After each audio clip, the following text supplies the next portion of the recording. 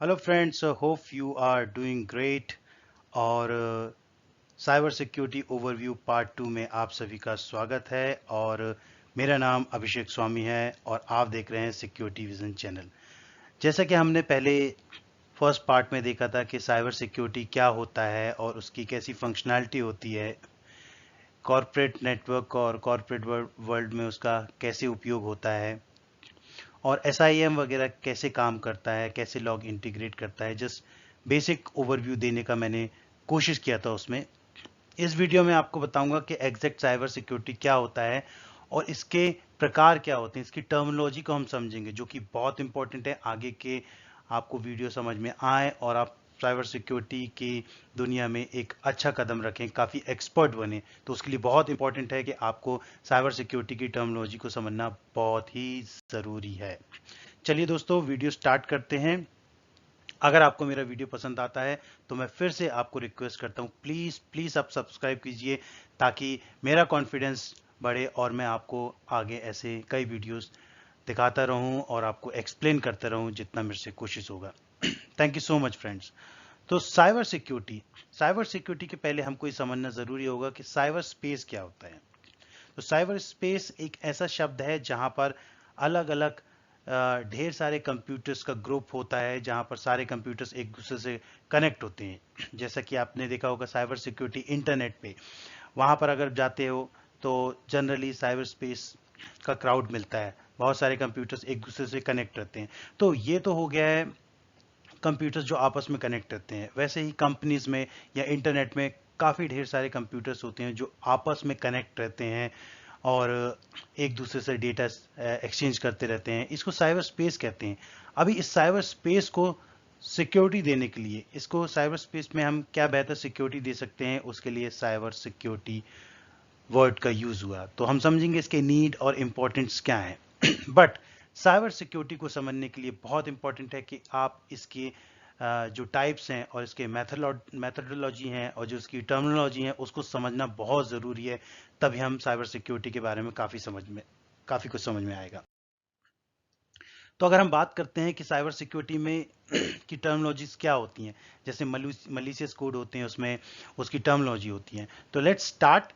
सबसे पहले आता है क्लाउड। सो क्लाउड से आप क्या समझते हैं? क्लाउड से अगर आप देखा जाए तो जो क्लाउड होता है बेसिकली ये एक प्रकार का ढेर सारे कंप्यूटर्स होते हैं जो ओवर द इंटरनेट होती है। या मैं बेहतर तरीके से बोलूं कि क्लाउड एक ऐसी टेक्नोलॉजी है जिसमें इंटरनेट का इस्तेमाल अलग अलग प्रकार की सेवाएं या सर्विसेज के लिए उपयोग किया जा सकता है। जैसे कि क्लाउड में आपका स्टोरेज भी होगा, क्लाउड में आपके सर्वर्स भी होंगे, क्लाउड में आपका डेटा से लेकर आपका डेटा सेंटर होगा और अलग अलग प्रकार के सॉफ्टवेयर होंगे, बहुत सारी रिपोजिटरी होंगी, तो ऐसे बहुत सारी सर्विसेज रहती हैं जिसके लिए आपको सर्टेन अमाउंट पे करना पड़ता है और वो सेवाएं आपको मिलती हैं। उन सेवाओं का आपको लाभ मिलता है जब आप कुछ अमाउंट पे करते हैं, बट आपको कुछ मैनेज नहीं करना पड़ता है। सिर्फ आपको कुछ अमाउंट पे करना पड़ता है और आपको उसका स्टोरेज मिलेगा, उसका इंटरनेट से कनेक्टिविटी जो एप्लीकेशंस होंगी वो सभी आपको उसके थ्रू मिल जाएंगी। जनरली कि अमेजोन में दिखते हैं, अमेजोन क्लाउड हो गया आपका या फिर गूगल क्लाउड हो गया। बहुत अलग अलग प्रकार के क्लाउड्स होते हैं जो आने वाले समय पे क्लाउड ही यूज होने वाला है, क्लाउड की सर्विस होने वाली है। और क्लाउड की सिक्योरिटी क्या होती है इसके बारे में मैं अलग वीडियो बनाया है, वो आपको मैं बताऊंगा। ये क्लाउड के बारे में हो गया। उसके बाद सॉफ्टवेयर्स। सॉफ्टवेयर्स आप सभी जानते हैं सॉफ्टवेयर एग्जैक्ट क्या होता है। ढेर सारे सॉफ्टवेयर्स होते हैं, कुछ पायरेटेड सॉफ्टवेयर्स होते हैं, कुछ लाइसेंस सॉफ्टवेयर्स होते हैं। उनको अगर आप इंस्टॉल करते हो तभी आपके कंप्यूटर्स में डिफरेंट डिफरेंट टाइप के GUI ओपन होके एप्लीकेशंस वर्क करते हैं, राइट। छोटे से छोटे से लेकर बड़े से बड़े सॉफ्टवेयर्स होते हैं। अब उन सॉफ्टवेयर्स को, कौन से सॉफ्टवेयर्स को इंस्टॉल करना है, कौन से सॉफ्टवेयर की सर्विसेज बेहतर होती है और उनकी क्या सिक्योरिटीज होती है, वो सब चीज़ें समझने की जरूरत है। तो अभी समझिए सॉफ्टवेयर एग्जैक्टली होता क्या है। उसके बाद डोमेन आता है। तो डोमेन के लिए मैं समझता हूँ आपको मालूम होगा कि डोमेन एग्जैक्टली क्या होता है। डोमेन जो टर्मिनोलॉजी का जो यूज़ होता है वो होता है आपके ऑर्गेनाइजेशंस में। अगर आपको कोई डेटा बाहर सेंड करना है या फिर अगर कोई किसी प्रकार की इंफॉर्मेशन चाहिए, तो अगर आपके में डोमेन नहीं है जिसको बोलते हैं DNS, अगर डोमेन सर्वर नहीं है तो आपका नेमिंग कन्वेंशनल कैसे होगा, आपका नेम रेजोल्यूशन कैसे होगा, आईपी एड्रेस से होस्ट नेम कन्वर्ट कैसे होगा, तो वो डोमेन टर्मिनोलॉजी को आपको समझना बहुत ज़रूरी है, राइट। तो जैसे कि आप टाइप करते हो कि www.google.com, तो उसमें जो आपका आप देख सकते हो कि जो यहाँ www हो गया, ये www काम करता है सब डोमेन का, जहाँ की जो मेन डोमेन रहता है वो google.com रहता है, राइट। तो ये रहता है, और उसके आगे जो आप H T T P S या एच टी टी पी रहता है, जिसको बोलते हैं हाइपर टेक्स्ट ट्रांसफर, जो सिक्योरिटी के लिए यूज होता है जनरली, वो एक प्रोटोकॉल होता है, right. This is a kind of protocol. So आपको समझना रहेगा कि अलग अलग प्रकार के डोमेन्स कैसे होते हैं, सब डोमेन क्या होता है, चाइल्ड डोमेन क्या होता है, राइट। उसके बाद हम अगर बात करते हैं कि वीपीएन क्या होता है, वीपीएन जब बोलते हैं तो वर्चुअल प्राइवेट नेटवर्क के बारे में हम बात करते हैं, राइट। तो वर्चुअल प्राइवेट नेटवर्क हम जब बोलते हैं तो उसमें आपको ये समझना ज़रूरी होगा कि वीपीएन ऐसी टेक्नोलॉजी जो सुरक्षित रूप से आपको सारी इंफॉर्मेशन प्रदान करती है, उसको आप घर पे भी यूज़ कर सकते हो, आप ऑफिस के तरीके से भी उसको यूज़ कर सकते हो। मतलब इसका जो फुल फॉर्म है वर्चुअल प्राइवेट नेटवर्क, यह एक तरह का नेटवर्क जिसका प्रयोग प्राइवेट नेटवर्क और वाईफाई को सिक्योर करने के लिए किया जाता है, राइट। तो इस प्रकार की जो सर्विस इस्तेमाल होती है ज़्यादातर ऑनलाइन काम के लिए यूज़ होता है। आपका कुछ अगर ऑर्गेनाइजेशन हो गया या गवर्नमेंट एजेंसीज हो गई हैं, तो वहाँ पर वर्चुअल प्राइवेट नेटवर्क का ज़्यादा उपयोग होता है, right. So instant of working on physically environment, physically data centre, वो एक वर्चुअली डेटा सेंटर आपको मिल जाता है, एक लाइन के थ्रू जो सिक्योर लाइन रहती है, which is called VPN. Securely आप काम कर सकते हो, किसी भी लोकेशन पे जाके आपको किसी भी प्रकार का सिक्योरिटी लीक का उसमें डर नहीं रहता और अच्छे से यूज कर सकते हो आप। आईपी एड्रेस, आप सभी को मालूम है कि आईपी एड्रेस क्या होता है। आईपी एड्रेस जो टर्मिनोलॉजी रहती है, ये बेसिकली हम यूज करते हैं जब कंप्यूटर लैंग्वेज में जब यूज किया जा सकता है, बाइनरी और बिट्स फॉर्मेट में होता है वो, राइट। तो अगर जैसे यह देख सकते हैं 172.16.254.1, तो इसमें अलग अलग 4 कैटेगरी हो सकती है। तो 1 byte is equal to 8 bits होता है। तो एक कंप्यूटर दूसरे कंप्यूटर की भाषा तभी समझेगा जब उसमें कुछ नंबर डाले जाएंगे, 0 और 1 के फॉर्मेट में नंबर डाले जाएंगे। तो 0 और 1 के फॉर्मेट में जो नंबर रहता है 8 बिट्स के फॉर्मेट में आता है, वो आपका एक 8 जो बिट्स रहता है, और 8 बिट्स के ऐसे 4 बिट्स रहते हैं, वो आईपी एड्रेस बनता है। तभी एक कंप्यूटर दूसरे कंप्यूटर की लैंग्वेज को समझता है और आगे नेटवर्क इंटरनेट के वर्ल्ड में आपका डेटा आगे जाता है। तो ये आईपी एड्रेस हो गया। एक्सप्लॉइट, ये बहुत ही इंपॉर्टेंट है आपको समझना, एक्सप्लॉइट क्या होता है। तो फ्रेंड्स, जैसा कि एक्सप्लॉइट होता है कि आपके मशीन्स में अगर किसी प्रकार की वल्नरेबिलिटी आ गई, वल्नरेबिलिटी, तो वल्नरेबिलिटी के बारे में आपको आगे बताऊंगा, आगे नेक्स्ट स्लाइड में। आपके मशीन्स पे किसी भी प्रकार की कमजोरी या वीकनेस अगर आ जाती है, या उसमें माइक्रोसॉफ्ट का पैच नहीं डला हुआ है, या आपका जो सॉफ्टवेयर है वो आउटडेटेड हो गया है, तो जो हैकर्स रहते हैं वो चेक करते रहते हैं, अरे इसके में ये लूप होल्स है, इसमें ये वीकनेस है, तो इसके थ्रू मैं इंजेक्ट कर सकता हूँ इसके मशीन में कोई भी मलिशियस कोड, राइट। तो malicious application or kind of script that can be used to take advantage of a computer vulnerabilities। तो आपके मशीन में vulnerabilities तो मिल गया है, ये तो कंफर्म हो गया। अब अंदर कैसे जाऊं मैं, vulnerability तो है, मिल गया। अंदर जाने के लिए I will inject, or using some terminology, I will use a malicious applications। उस एप्लीकेशंस में एक स्क्रिप्ट लिखूंगा जिसमें malicious कोड रहेगा, जो आपके मशीन्स में जाके, चाहे वो सॉफ्टवेयर के रूप में काम करे या फिर यू नो कोई स्क्रिप्ट में जाके एग्जीक्यूट हो, वहां पर जाने के बाद I will get a control, right. तो मैं एक्सप्लॉइट हो गया, मेरी मशीन उस टाइम पे एक्सप्लॉइट हो गई using a malicious application. Okay, next अगर आता है, नेक्स्ट जो है वो डेटा ब्रीचेस होता है। तो डेटा ब्रीच से आप क्या समझते हो, ये भी एक बहुत इंपॉर्टेंट चीज होता है कि डेटा ब्रीच। तो the moment of hacker successfully exploit a vulnerability, एक बार आपकी मशीन्स में वल्नरेबिलिटी एक्सप्लॉइट हो गई, राइट। उसके बाद क्या होगा, मैं आपके कंप्यूटर में एक्सेस गेन करूंगा to get a files and network. जब वो आपकी फाइल्स मेरे को मिलना स्टार्ट हो जाएगी या आपके नेटवर्क में मैं एंटर कर जाऊंगा, उसको बोलते हैं security breach. Something is breach in our environment. Firewall, next आता है फायरवॉल। तो फायरवॉल के बारे में आप समझते हो कि एक डिफेंसिव टेक्नोलॉजी होती है which is design to keep the bad guy out, right. उसमें आईपी एड्रेस और पोर्ट का जनरली यूज होता है। तो फायरवॉल कैन बी हार्डवेयर और सॉफ्टवेयर, राइट। तो इसके बारे में और डिटेल में समझेंगे, फायरवॉल के भी अलग अलग प्रकार होते हैं, क्या रूल्स होते हैं, कैसे हम आगे की स्लाइड में समझेंगे। जस्ट अभी आपको समझना है कि इसकी टर्मिनोलॉजीज क्या होती है। अब आता है इंपॉर्टेंट पार्ट जिसको मैंने शॉर्ट में बनाया मलिशियस कोड टर्मिनोलॉजी में, टाइप ऑफ मालवेयर्स, राइट। तो जो मालवेयर टर्म होता है, जैसे हम बोलते हैं सॉफ्टवेयर, तो सॉफ्टवेयर वैसे होता है malware means malicious ware. Malicious software जो होते हैं उसी को मालवेयर बोलते हैं। अभी इसमें भी अलग अलग प्रकार होते हैं जो हमको समझने का कोशिश करेंगे। यहाँ पर मैं समझने का आपको ट्राई करूंगा कि ये मालवेयर जो होते हैं कितने प्रकार के होते हैं, और इस टर्मिनोलॉजी को अगर आपने समझ लिया तो साइबर सिक्योरिटी में आपको काफी कुछ समझ में आने लगेगा, ये मैं आपको गारंटी देता हूं। तो साइबर सिक्योरिटी में अगर आप समझते हो, तो मैं अगर स्टार्ट करूं ये ट्रोजन हॉर्स, राइट। तो जब आप कहीं रिस्क रिपोर्ट निकालते हो, जब कहीं डेटा मिलता है आपको, तो उसमें ट्रोजन जैन 2, मान ट्रोजन जनरल 1, जनरल 2, तो अलग अलग टाइप के ट्रोजन रहते हैं। बट ट्रोजन हॉर्स होता क्या है? तो ट्रोजन हॉर्स जो होता है, a piece of malware that often allow a hacker to gain remote access to a computer through a backdoor। नहीं आया समझ में कुछ क्या बोलना चाह रहा हूं मैं आपको इसके पीछे का एक स्टोरी बताता हूँ।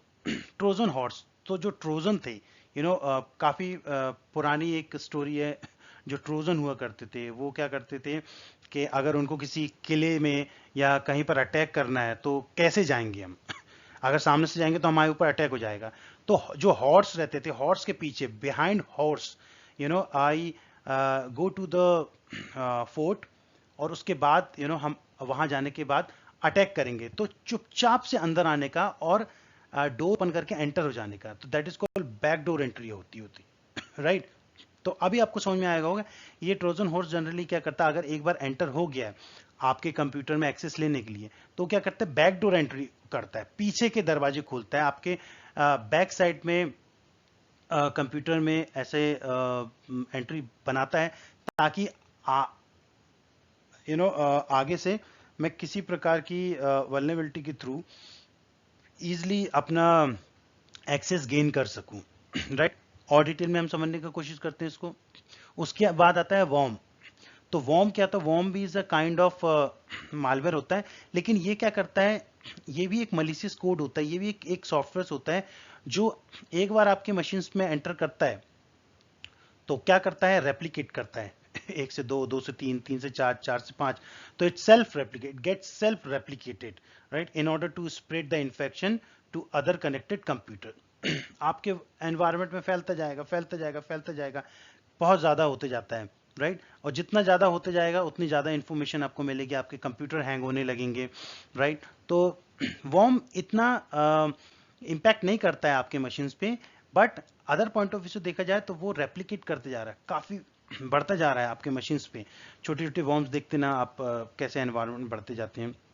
कंप्यूटर वायरस में भी ऐसी होता है, इन्हें एक नेम दिया गया है वायरस का, वॉर्म, जो अपने आप को सेल्फ रेप्लिकेट करते रहते हैं। मलिशियस कोड एप्लीकेशन बढ़ती जाती हैं, बढ़ती जाती हैं, आपका सीपीयू यूटिलाइजेशन हाई होते जाता है, आपकी मेमोरी काफ़ी एक्सप्लॉइट मेमोरी काफ़ी यूजेस होने लगता है उसका, कंप्यूटर को स्लो कर देता है आपका।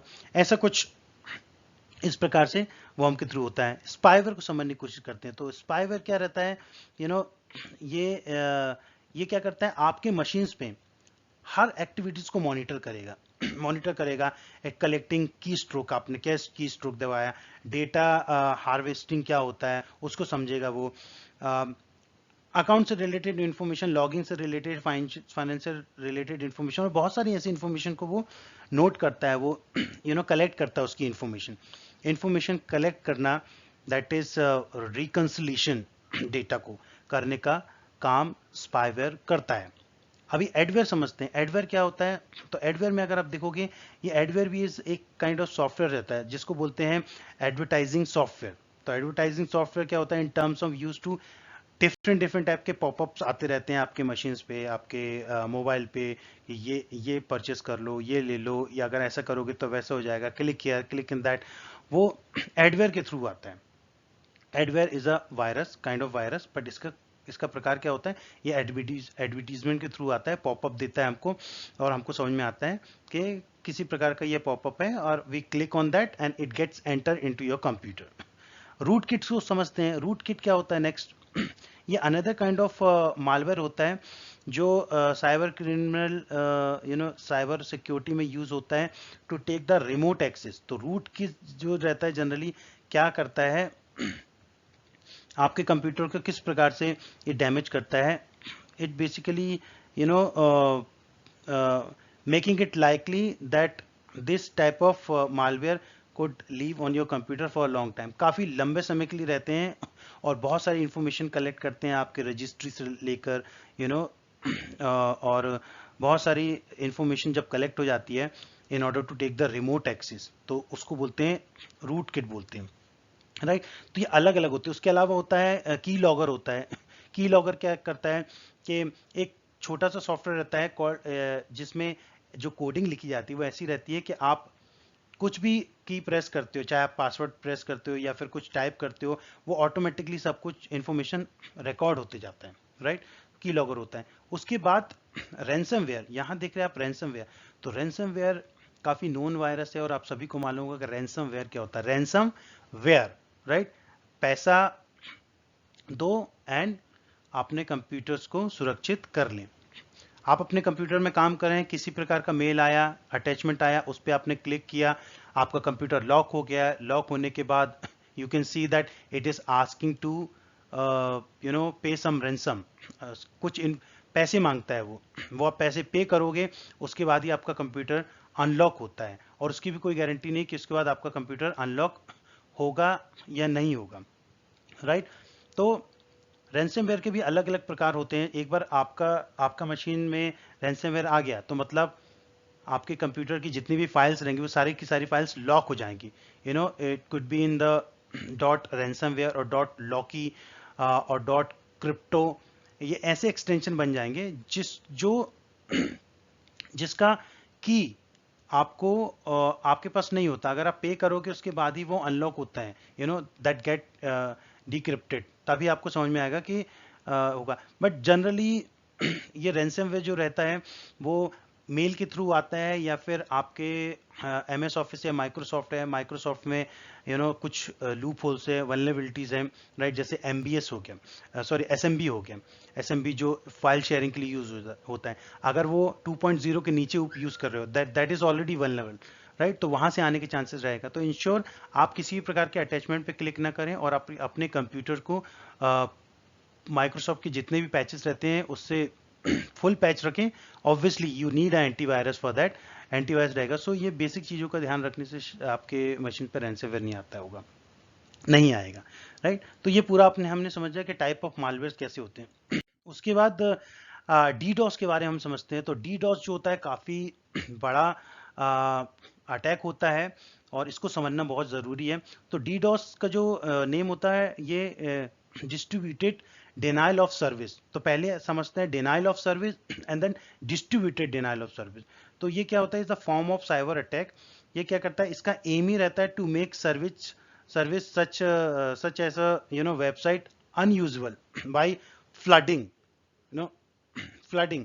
तो क्या करना, कंटिन्यूसली आपके नेटवर्क में आपके सर्वर्स को कंटिन्यूसली टेलनेट भेजना या पिंग करना, कंप्यूटर को या सर्वर को कंटिन्यूसली बिजी रखना, मतलब काइंड ऑफ फ्लडिंग। आप इतना फ्लड करते हो, इतना ट्रैफिक जनरेट करते हो, इतना ट्रैफिक जनरेट करते हो कि आपका सर्वर हो जाता है हैंग।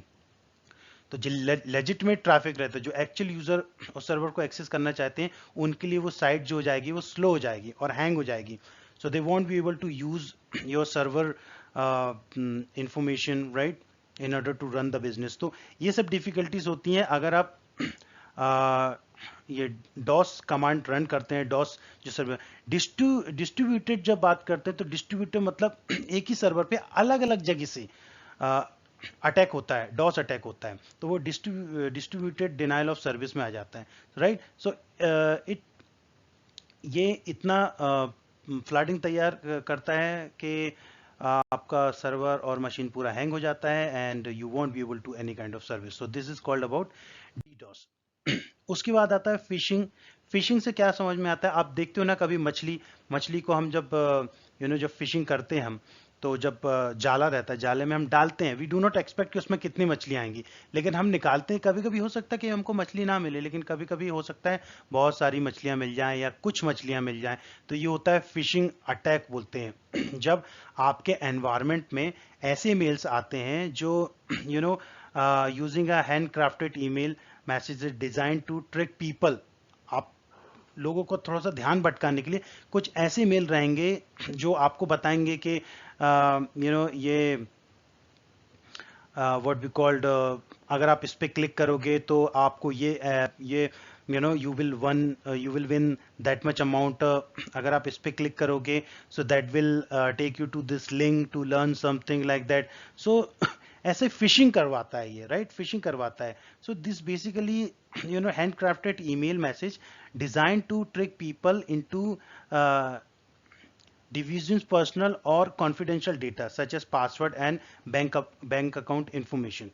तो ये खाली मेल के थ्रू ही भेजते हैं, ताकि उस मेल को हम अगर एक्सेस करते हैं, the moment you open that male and click that URL, right, और द अटैचमेंट, राइट, क्योंकि वो इतना अट्रैक्टिव है, आप उसको ओपन करते हैं एंड देन आप उसकी जाल में फंस गए हो, राइट। तो आपका कॉन्फिडेंशियल डेटा लीक हो सकता है, ये हो सकता है, तो उसको फिशिंग टर्म दिया गया है, फिशिंग के थ्रू वो होता है। इनक्रिप्शन, आप सभी को मालूम है इनक्रिप्शन क्या हो सकता है। ये एक ऐसी प्रोसेस होती है जो encoding data to prevent thefts by ensuring that the data can only be access with a key. तो आपके डेटा में एक कोडिंग कर दी जाती है, एक इनक्रिप्शन कोडिंग कर दी जाती है, ताकि आपका डेटा सेफ रहे। और अगर मिडिल ऑफ द ट्रैफिक अगर कोई इसको हैक भी करने की कोशिश करता है, उसको स्टील करने की कोशिश करे, तो वो ऑलरेडी इनक्रिप्टेड है। In order to decrypt you require a particular key. तो वो आपके पास की नहीं रहेगी, बिकॉज जिसने इनक्रिप्ट किया की तो उसके पास रहेगी। तो ऐसी कंडीशन में डेटा को थोड़ा सा चुराना बहुत मुश्किल हो जाता है, तो वो इंक्रिप्शन होता है। इंक्रिप्शन के बारे में भी हम काफी डिटेल में पढ़ेंगे कि किस प्रकार के इंक्रिप्शन होते हैं, राइट। और उसके बाद अगर हम समझते हैं, नेक्स्ट आपका आता है मलिशियस कोड, टर्मिनोलॉजी में आता है जीरो डे अटैक या जीरो डे अटैक बोलिए आप, या फिर बोलिए zero day exploit, right. So zero day exploit से आप क्या समझते हैं? जीरो डे एक्सप्लॉइट एक ऐसी टर्मिनोलॉजी होती है, मतलब vulnerability that has not been discovered by software और सिक्योरिटी वेंडर। एक ऐसी वल्नरेबिलिटी जो किसी सॉफ्टवेयर या फिर किसी सिक्योरिटी वेंडर के द्वारा डिस्कवर नहीं की गई है, नहीं की गई है। The vulnerability that can or the vulnerability can be exploited until it is detected and patched when it stop being zero day। समझ में आया? ये किसी के द्वारा अगर आई है तो उसको इजिली मैं पैच कर सकता हूँ, बट ये किसी सिक्योरिटी वेंडर्स की या सॉफ्टवेयर के थ्रू नहीं आई, ये जीरो डे है। Nobody knows about this zero day. ये एकदम से ये अटैक आता है एंड जो अटैक करता है खाली उसके पास ही इसकी इंफॉर्मेशन रहती है, तो इजिली उसका they can get into a network और कैन बी डेटा ब्रीच कर सकते हैं, डेटा हमारा चुरा सकते हैं, डेटा एक्सप्लॉइट हो सकता है हमारा। तो ये होता है जीरो डे होता है, जिसकी इंफॉर्मेशन किसी को नहीं रहती है, राइट। जब एक बार जीरो डे अटैक हो गया, उसके बाद वेंडर्स लोग वो जीरो डे अटैक का प्रिवेंशन ढूंढते हैं, उसकी वल्नरेबिलिटीज के लूप होल्स फाइंड आउट करके उसको फिक्स करते हैं। जैसा कि अभी आप सबने देखा है कि कोविड चल रहा है, तो कोविड में जो वैक्सीन आ गई है, जब कोविड का बिहेवियर समझ में आया, तब हमने उसका वैक्सीनेशन निकाला। या फिर किसी प्रकार की बीमारियां, जो नई बीमारियां रहती हैं, उसकी दवाइयां नहीं होती, क्योंकि वो नई होती है, उनको समझने में और उसको डाइजेस्ट करने में काफी टाइम लगता है, उसके बाद उसकी दवाइयां होती है। तो वैसे ही है जीरो डे अटैक, है ये काफी खतरनाक होता है अगर आपके एनवायरनमेंट में आता है। तो जीरो डे अटैक के भी, जीरो डे एक्सप्लॉइट के भी काफी टूल्स वगैरह आ गए हैं जो खाली उसी पे फोकस करते हैं, जीरो डे अटैक। तो फ्रेंड्स, ये जो हमने अभी समझा है, ये साइबर सिक्योरिटी के बारे में समझा है कि साइबर सिक्योरिटी एग्जैक्ट क्या होती है, इसकी टर्मिनोलॉजी क्या होती है, मेथड्स क्या होती है। होप आपको ये वीडियो पसंद आया होगा। नेक्स्ट वीडियो में आपको इन सभी इंफॉर्मेशन के बारे में डिटेल में बताऊंगा कि ये कैसे कैसे काम करती है, इसमें क्या होता है, और आगे भी बहुत सारी इंफॉर्मेशन मैं देता रहूंगा। अगर ये आपको वीडियो पसंद आ रहा है तो प्लीज़ लाइक करिए, मेरा कॉन्फिडेंस बढ़ेगा और मैं आपको काफ़ी से काफ़ी इंफॉर्मेशन आपको पहुंचाने का कोशिश करूंगा। Thank you so much once again guys, and please take care of yourself. Thank you so much and have a great day.